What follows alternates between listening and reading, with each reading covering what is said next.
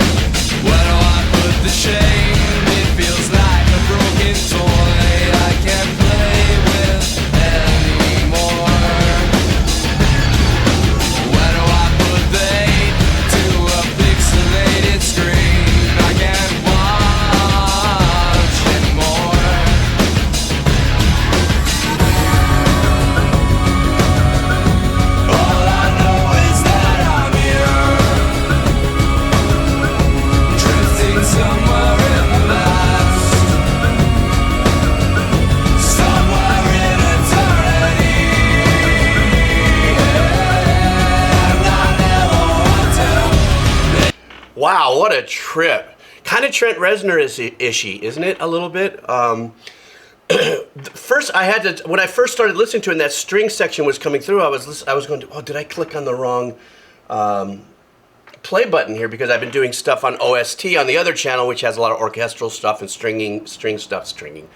What a super cool string opening, very dark and ominous. And this is something that I really love about this, is that in that particular arrangement, that kind of meandering darkness that was growing and stuff was actually a lot more moving.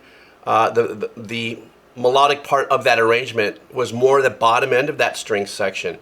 So there was no violins up there in that opening minute.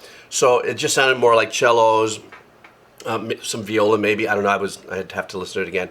But the holding notes that just kept everything kind of gliding were in the upper tonal range of that section, maybe the upper cellos and stuff like that. But the melody was dark and heavy at the bottom, and it kind of sets you, it's one of those things where it kind of sets you up for completely clearing the sonic palette, but kind of like by putting a mint in your mouth. You know what I'm talking about? It forces you to kind of clear everything in your head. Then when this came in, what a gritty bass sound. I mean, everything was absolutely, like, completely pushed on the grittiness, even with what I think might be guitar sounds. I'm not too sure because they're so tricked out. that they could be a combo of, because I hear chugginess, I hear some of that muted going on there. But what's really super cool about this is his vocals. Everything has a little grit on top of it. Even the drums, even that lo-fi drum sound, it's more lo-fi sounding. Tonally, his voice, though it's sunk back in the mix, I love where it sits, and I love the quality of his voice. So there's no competition between the grittiness. It's not like it's a high voice, it's got more of a screamo, punchy thing. Then there would have been competition there. And it fits so perfect. And the last thing I want to say before I go on is that the arrangement as a whole, all the music in the back is very dry. There isn't any kind of reverb on it, or if there is, a very slight ambience. But he's got a really super cool delay on it, which gives it a really super, like, kind of a juxtapositions, that's not the right word, kind of this back and forth between ambience and kind of dry heaviness. Did I say that right? Anyhow, let's go.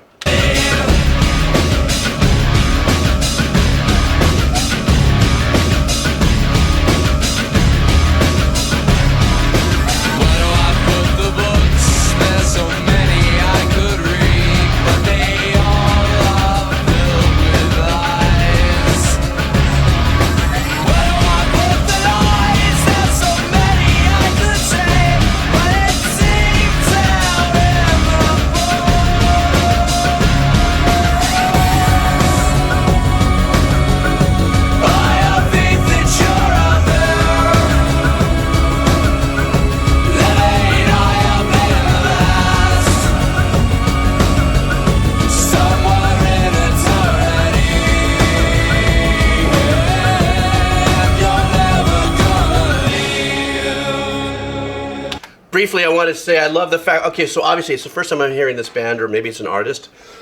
Excuse me.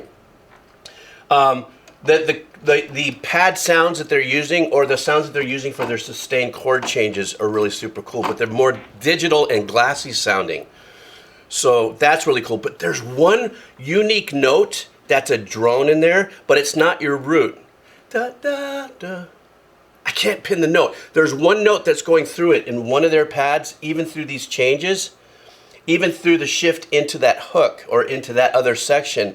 That one pedal note there, I'll find it on the next run here, but there's one note, and it's kind of an off note from the key that they're in. It feels like. Yeah. I've been telling lies to myself. Hold me now, you know I am so afraid to be at all.